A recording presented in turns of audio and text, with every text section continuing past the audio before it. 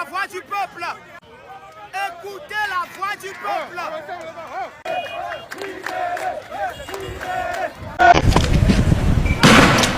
Amenez la poulet, on a bloqué ici aussi.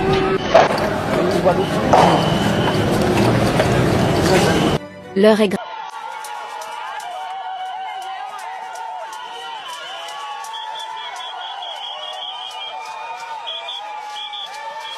L'heure est grave en ce moment au Togo. Les tensions continuent de monter entre l'opposition et le régime de Faure Gnassingbé. Il est à la tête du pays depuis 20 ans ayant succédé à son père qui a régné à plus de 30 ans au pouvoir et le peuple se dit fatigué de cette monarchie.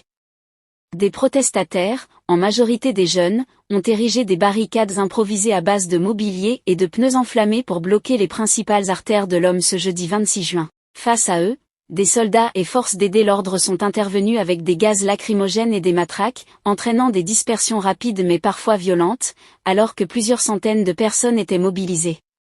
Des témoins m'ont rapporté une présence militaire rare dans les rues, notamment des véhicules blindés, pour contenir la contestation. Je suis sur la présidence. Aujourd'hui encore, nous sommes là depuis 8 h du matin jusqu'à alors. Maintenant, on est tout près de franchir le barrage des gendarmes. On attend nos militaires.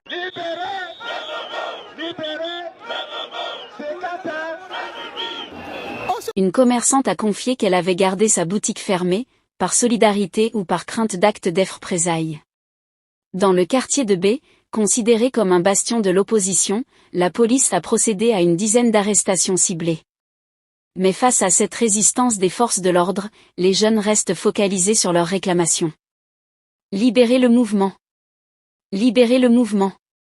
C'est la terre de la République. Nous restons ici jusqu'à ce qu'on accède à notre demande que la Constitution de 92 revienne à sa place, que le président tire toutes les conséquences et qu'il annonce qu'il arrête son mandat et que nous organisons une transition. Parce qu'on a demandé depuis la réforme, il n'a pas fait. Mais actuellement là où on est, depuis hier on est ici.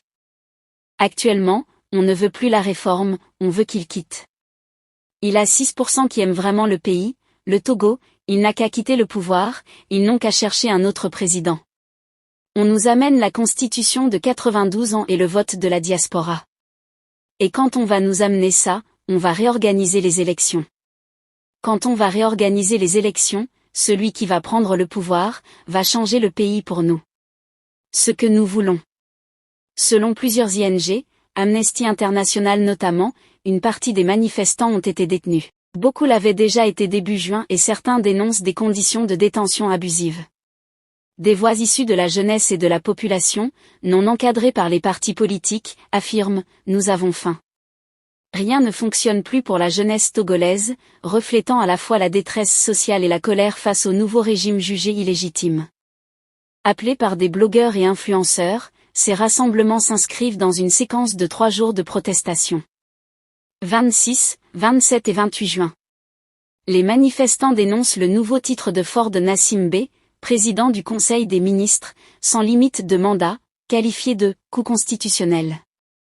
Malgré l'interdiction des manifestations en vigueur depuis 2022, les rassemblements persistent. Cette tension traduit un défi direct lancé à l'autorité de l'État, maintenir l'ordre et appliquer la répression tout en faisant face à une jeunesse résolue à s'exprimer. Dans ce contexte, les prochains jours seront essentiels, le maintien de la mobilisation populaire et la réaction des autorités tant dans leurs moyens de contrôle que dans leur capacité à dialoguer pour assaler l'évolution politique du Togo. La situation reste suivie de près par la communauté internationale et les ING, alors que les restrictions sur les médias et la répression des manifestants s'intensifient. Que pensez-vous de cette situation? Laissez votre avis en commentaire. Si vous avez trouvé la vidéo intéressante, cliquez sur j'aime et partagez à vos amis. Mais n'oubliez pas de vous abonner et de cliquer sur la cloche de notification pour ne pas rater mes prochaines vidéos. Votre soutien est essentiel et nous vous en sommes très reconnaissants, car ceci nous pousse à créer plus de contenu pour vous. Ciao.